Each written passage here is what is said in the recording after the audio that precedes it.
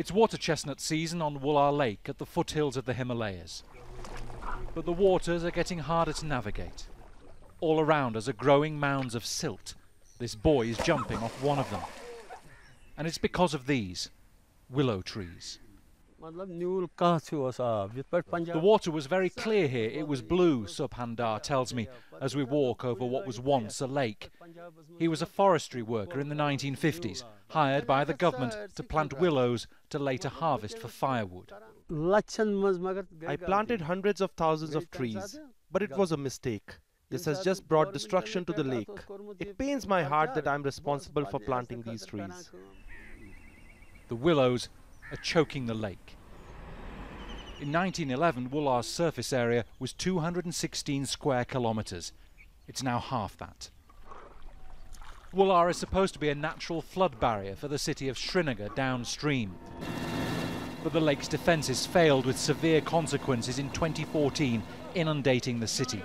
More than 300 people were killed. If you look at the data over the entire Himalayas, including the Kashmir, you will see that the frequency of the extreme events, including the precipitation, cloudbursts, floods, is increasing. So whenever we will have this type of a flooding, so the Wular, because of its massive sedimentation, is not able to absorb the flood waters, and that will, if that is not taken care of, that will again lead to the massive inundation of the Srinagar city.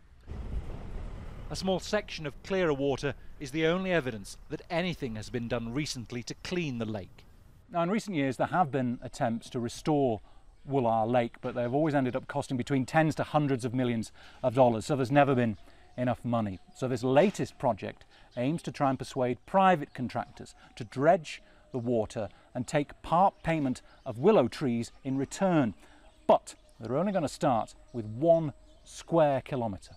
We are getting tremendous pressure from public, from government, to undertake it as early as possible. It is one way and gives an idea how people are concerned, and it will be taken forward.